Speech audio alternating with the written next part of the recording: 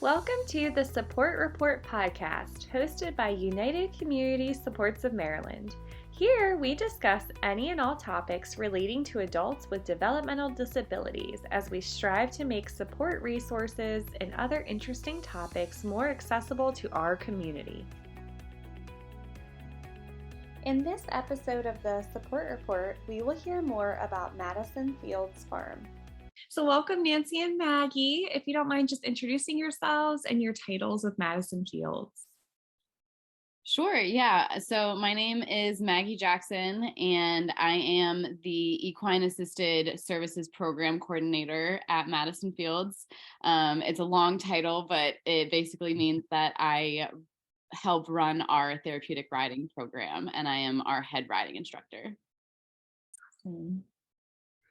And I am Nancy Frachet, and I am the Job Readiness Program Coordinator and teacher, as well as our SOPRI manager. Very cool. So what is Madison Fields? So Madison Fields is a nonprofit organization. We are a farm that is located in Montgomery County. So we're located in the Agriculture Reserve. And Madison Fields is actually a project of the Madison House Autism Foundation. So that is a nonprofit organization that's based in Rockville, and they work on addressing the lifespan challenges of adults with autism.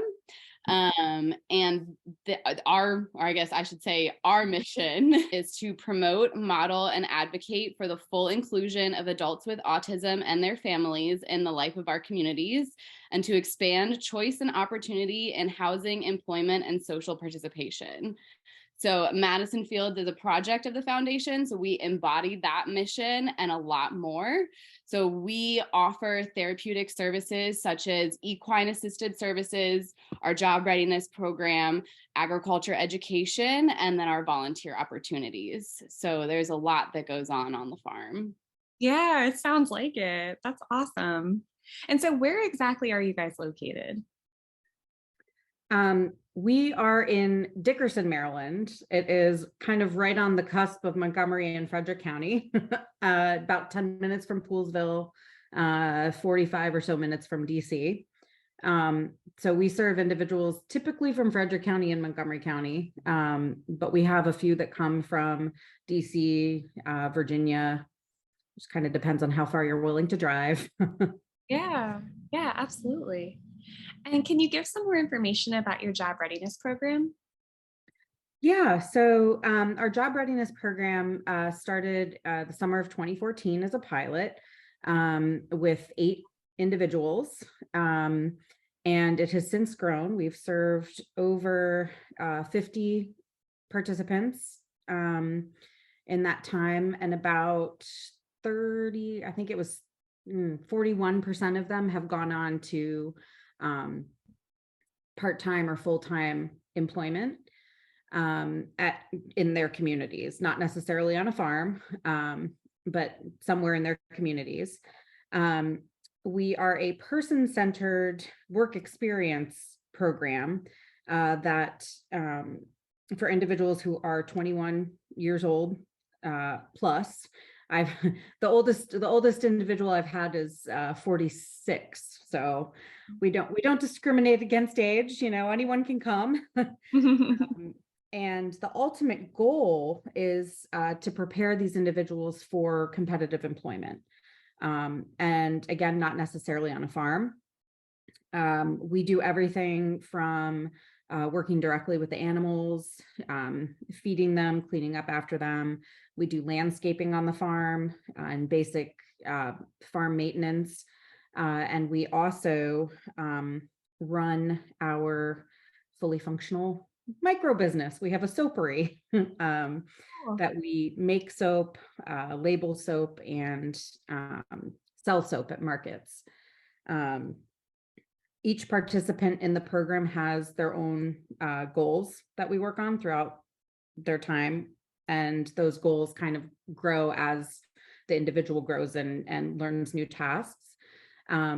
with a large focus on soft skills. So things like teamwork, communication skills, accepting feedback, problem solving, the kinds of things that basically any employer is looking for in a potential employee.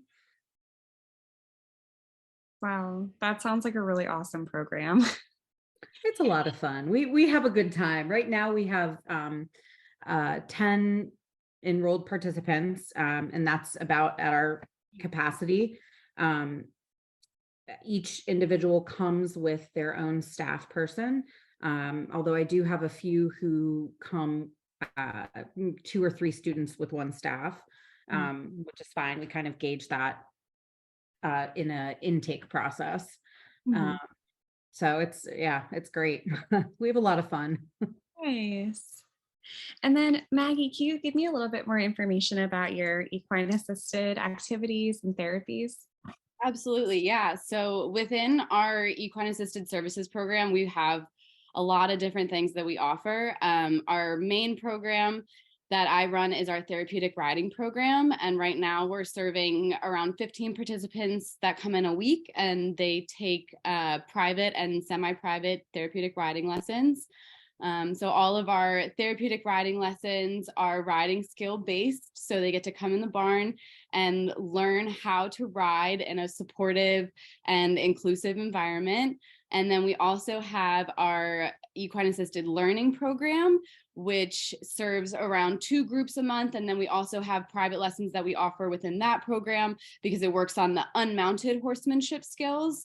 So those that quite aren't ready to get on the back of a horse yet, it helps work on that connection and team bonding. And then some of the other programs that we offer that are within our equine assisted activities program, because they incorporate our horses, they include partnerships with other like-minded organizations. So we have offered in the past veteran music retreats with our friend Mac Bailey and his organization, The Music of the Rockies. And then we also offer in the fall and spring and summer a mini horse and goat yoga class, and that's with our partnership with Clarksburg Yoga. And then we've also worked with Warrior Canine Connection in the past for special events, such as like training days. They brought their dogs out to the farm, as well as community outreach events just in our local community. We've taken our miniature horses have gone to Poolsville Day. They've gone to Chevy Chase Elementary School for Career Day. And they also got to visit Children's National Hospital in DC one time and go in the secret studios and visit with a lot of the kids that were there. So that's all of our equine programs. And then the last one that we have that is a big requirement to help support all of our programs is our volunteer program, because all of our programs require volunteers in order to be successful. So that is like our overbranching program for all of that surrounds our equine assisted activities as well as our job readiness program. So we're always looking for volunteers to join us in the barn. And then we also offer corporate volunteer days for like larger farm projects. Our farm is located on 400 acres, so it's a lot of land to maintain. So we are always looking for big groups to come out and help and do service projects and stuff like that. Wow, that is really awesome. Oh my goodness, the miniature horses, that just sounds so cute. In the summertime, like I said, spring, summer, and then sometimes we do some in the fall. Our mini horse and goat yoga is a big hit. And a lot of times our potbelly pig Pearl will also join in on those activities. She is very popular and usually likes to join in the yoga. Oh, I love it. I love it. And it sounds like there's a really nice mix of like individual opportunities as well as kind of group-based programs. Absolutely. Yeah. As far as our equine assisted programs, we do individual and group riding lessons. And then, like I said, as well, we have individual volunteer opportunities as well as group volunteer opportunities as well. Very cool. And so how long do classes typically run, and what is an average cost? Yeah, so I could talk about our riding program first, and then Nancy can touch on the job readiness program. So for our riding program, we usually offer riding lessons throughout the calendar year. We ride all year round. A typical riding session will run for 4 to 6 weeks. So families can sign up for a designated time slot and then continue to ride at that time each week. And our private lessons are $65 and our group lessons are $55. And all the riding lessons are 30 minutes each. Our group lessons do incorporate an unmounted component for an additional 15 minutes or so to just help accommodate the extra people in the group. So they usually end up being 45 minutes. Gotcha. Yeah, and then the job readiness program, right now we're kind of we're on a rolling admissions. I started out the program doing sessions, but found that everybody wanted to stay. So we are on a rolling admissions system right now. And as individuals build skills and learn so much that they become very independent and don't need assistance anymore, I kind of kick them out of the program. Not really, but I talk to their parents and say, let's start looking for opportunities for your son or daughter outside of Madison Fields. Try to get them a job. The program meets twice a week, Tuesdays and Thursdays from 10 to 2. So we have a little bit of a lunch break in there. And then the cost is $29 a day, comes out to $29 a day. Per individual. So great. Awesome. And then for both programs, what is the best way for families or individuals to contact you guys? Through our website. Yeah, through the website. Definitely through the website. Our individual emails are also on the website, but there's like a general email to send inquiries for, because you can be more specific about which program you want to be a part of and that kind of thing. Okay, perfect. And we'll have that website linked. Oh, awesome. Thank you. Yeah, absolutely. And then what is the most rewarding part of what you all do? For me, I grew up with a brother who is on the spectrum, autism spectrum.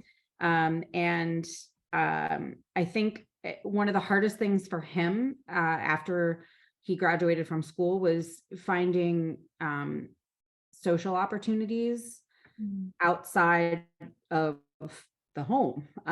He lost a lot of connections after he left school, and a lot of the individuals we work with are in the same situation. And I love seeing my participants get together outside of the program, which many of them have done. They've gone out to lunches together. We've had a few who have initiated planning parties outside of the program and have gone ahead and had those. We had one student who had a birthday party, and a bunch of the individuals from the program came to it. Like it's just really great to see them making connections and friendships. Mm-hmm. Yeah. Oh, that's yeah, definitely. I'm very fortunate in my position. I get to see a lot of firsts. So, I get a lot of working with the horses.